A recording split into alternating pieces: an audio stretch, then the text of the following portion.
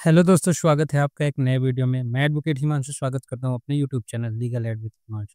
दोस्तों, आज जिस टॉपिक पे बात करने वाला हूं, ये आजकल के हमारे जो भी नौजवान युवा साथी हैं, जिनका कोई भी किसी भी लड़की के साथ संबंध है, वो अगर इस वीडियो को देखते हैं तो वो चीज़ें आगे जो भी उनके साथ गलत चीज़ें हो रही है, जैसे कि बहुत सारी लड़कियां जब किसी भी लड़के से पैसा ऐंठना चाहती हैं, किसी को परेशान करना चाहती हैं या उनसे किसी भी तरीके से बदला लेना चाहती हैं, तो उसके ऊपर झूठा रेप केस लगा देते हैं कि इन्होंने शादी का झांसा देके हमसे रेप किया।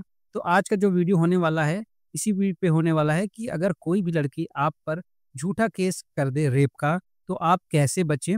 और अगर कोई भी इंसान जो रिलेशनशिप में है, जो किसी के साथ है, वो इस वीडियो को ज़रूर देखें, क्योंकि कभी ना कभी आपको इसकी ज़रूरत पड़ सकती है। और ज़रूरत नहीं भी पड़ती तो आप एक नॉलेज के लिए ये तमाम चीज़ों को आप ध्यान में रखेंगे तो आपको कभी भी दिक्कत होने वाली नहीं है। क्योंकि दोस्तों, अभी देखा जा रहा है कि जितने भी रेप के केसेस फाइल हो रहे हैं लड़की के द्वारा, ख़ासकर जो रिलेशनशिप में रहने के बाद रेप केस फाइल होता है, झूठा शादी का वादा करके, ये तमाम चीज़ों पे 50% केसेस जो है वो फ़ॉल्स हो रहे हैं। मतलब ऐसा नहीं है कि महिलाओं के रेप नहीं हो रहे हैं, उनको बहला-फुसला के रेप नहीं किया जा रहा है। लेकिन 50% ऐसे केसेस रजिस्टर्ड हो रहे हैं, जिसमें पुरुष की कोई गलती नहीं थी, महिला उसको परेशान करना चाहती थी, पुरुष को किसी न किसी तरीके से बदला लेना चाहती थी, इस कारण उससे रेप केस में फँसा दिया जाता है। तो आज एक वकील होने के नाते, एक एडवोकेट होने के नाते मैं आपको तमाम चीज़ें बताऊँगा, जिससे कि अगर आपको कभी ऐसी परिस्थिति का सामना करना पड़ जाए, तो आप किस तरीके से बच सकते हैं।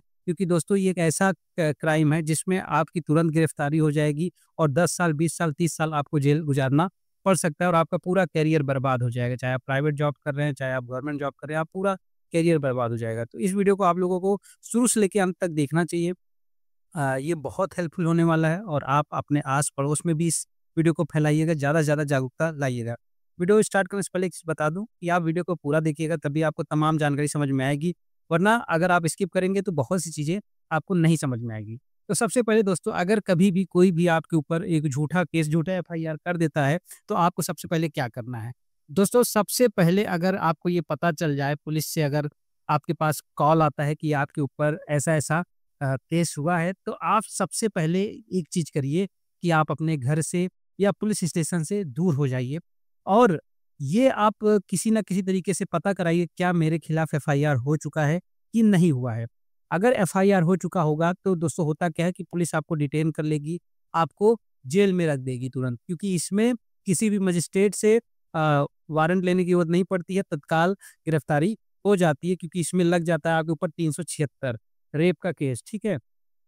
आपको करना क्या है, जैसे ही आपको पता चले आप अपने सबूत तुरंत तैयार करिए। जो भी आपकी उस महिला के साथ चैट हुई थी, जो भी ऑडियो कॉल्स हो, वीडियो कॉल्स हो, जो भी आपके इस फ़ेवर में हो कि जिसमें आप ये प्रूफ़ कर सकें कि हमने उनसे कोई वादा नहीं किया शादी का। जो भी हुआ है दोनों की सहमति से हुआ है, हमारा कंसर्न दोनों लोगों का था, दोनों लोगों की सहमति थी। ये तमाम प्रूफ़ आप रख लीजिए, क्योंकि जब भी पुलिस एक्यूज़ को पकड़ती है तो उसका फ़ोन स्विच ऑफ कर देती है या फ़ोन सील कर देती है। तो आप तुरंत अपने फ़ोन में जो भी डाटा हो उसका एक बैकअप बना लीजिए और उसको अपने सबूत के तौर पे रख लीजिए कहीं सेफ तौर पे। सबसे पहला काम आपको यही करना है कि आपके पास जो भी सबूत हो उस लड़की से रिलेटेड, आपने अगर कभी भी रिलेशनशिप में रहा है, अगर आपने कभी उसको नहीं प्रॉमिस किया और जो भी है चीज़ें सहमति से है, तो आप उन तमाम चीज़ों को एक अलग जगह सेव करके रख लीजिए। फिर दूसरा चीज़ आपको क्या करना है, अगर आपको ये पता चल जाए कि हमारे खिलाफ एफआईआर दर्ज कर ली गई है, तो आपको क्या करना है कि तुरंत अपने मजिस्ट्रेट, नज़दीकी जो भी आपके डिस्ट्रिक्ट मजिस्ट्रेट है, वहाँ पे सीआरपीसी 338 का प्रयोग करके अग्रिम ज़मानत आपको ले लेनी है। सीआरपीसी, जैसा कि आपको पता हो चुका है, कब सीआरपीसी बदल के बीएनएसएस हो गया है, तो बीएनएसएस 482 जो आर्टिकल है, इसके थ्रू आप अग्रिम ज़मानत एंटीसिपेटरी बिल ले सकते हैं। कहाँ से? अपने कहीं भी निकटतम मजिस्ट्रेट के पास जाके आप ये तमाम चीज़ें करके वहाँ से आप बेल ले सकते हैं।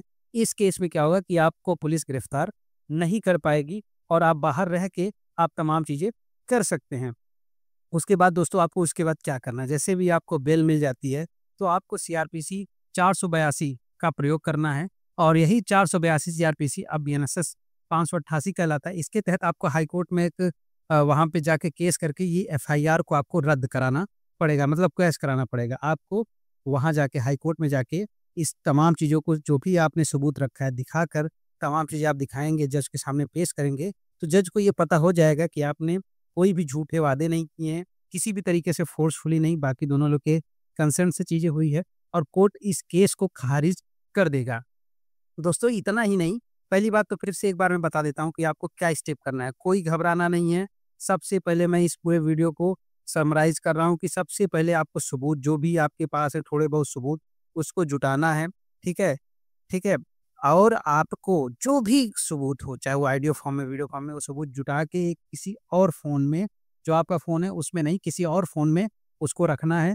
क्योंकि अगर मान लीजिए वो फ़ोन पुलिस आपका ज़ब्त कर ले या किसी तरीके से वो खराब हो जाए, तो आपके पास बैकअप के रूप में वो सबूत रहे।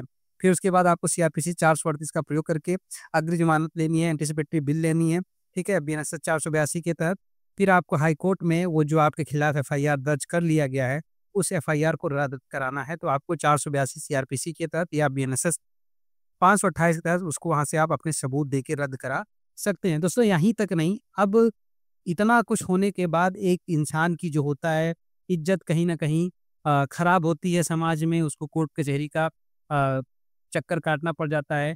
तो दोस्तों अगर आपको कि उस महिला को सबक सिखाना है, तो इसके बाद आप क्या कर सकते हैं?